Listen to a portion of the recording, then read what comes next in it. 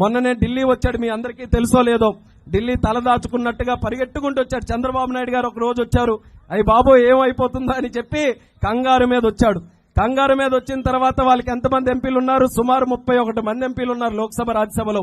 మీ నాయకుడు జగన్మోహన్ రెడ్డి వచ్చాడయ్యా, ఎవరికో కలవడానికి వెళ్తున్నాడు, వెళ్ళంటే ఆడెనకెళ్తే మళ్ళీ మాకు ఉన్న ఓట్లు కూడా మాకు రావు, ఆయనతో మేము తిరగమని చెప్పి ఒక్క ఎంపీ కూడా వాళ్ళు వెనకెళ్లే పరిస్థితుల్లో లేరు.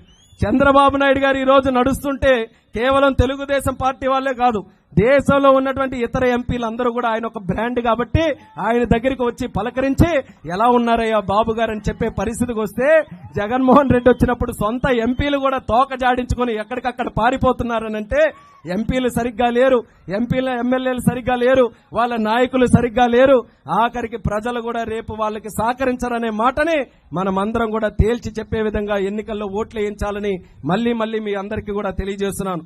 ఇప్పుడే చెప్పింది అమ్మ కూడా, రేపు మళ్లీ వాళ్ళందరూ కూడా ప్రభుత్వంలోకి వస్తే జగన్మోహన్ రెడ్డి ఏ రకంగా మీ భూములు కాజేస్తాడని, లేకపోతే మీ భూముల మీద జగనన్న పేరుతో రాళ్లేంటండి, లేకపోతే మీ భూముల మీద మీ తండ్రి పేరో మీ తాత పేరో మీ బాబుల పేరో మీ పేరో ఉన్నటువంటి భూముల మీద జగన్మోహన్ రెడ్డి ఫోటో వేసుకుని ఈ రోజు ఉంచడం అనంటే, ఆయన మళ్ళీ ఇంకో స్టేట్మెంట్ కూడా ఇస్తున్నాడు, ఏమని, మీ బిడ్డనమ్మా నేనని.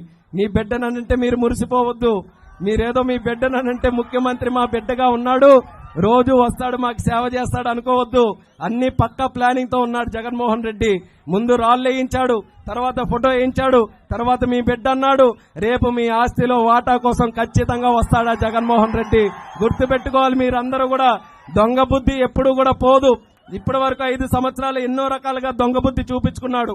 10 రూపాయలు మీకు ఇచ్చినట్టే ఇచ్చి 100 రూపాయలు మీ దగ్గర లాగేసుకున్నాడు. ఈ మందు తాలూకు విషయం తెలుసా అందరికీ కూడా? ముందున్న వాళ్ళకైతే చాలా బ్రహ్మాండంగా తెలుస్తుందేమో. అక్కడ లేడీస్ కూడా ఉన్నారు, వాళ్ళకి కూడా తెలుసు, ఎందుకంటే వాళ్ళకే ఇచ్చాడు ప్రత్యేకంగా హామీ జగన్మోహన్ రెడ్డి. ఒక్క చొక్క మందు లేకుండా ఆంధ్రప్రదేశ్ రాష్ట్రం చేస్తామని చెప్పిన వ్యక్తి ఈ రోజు మందు మీదే వ్యాపారం చేసి పాపం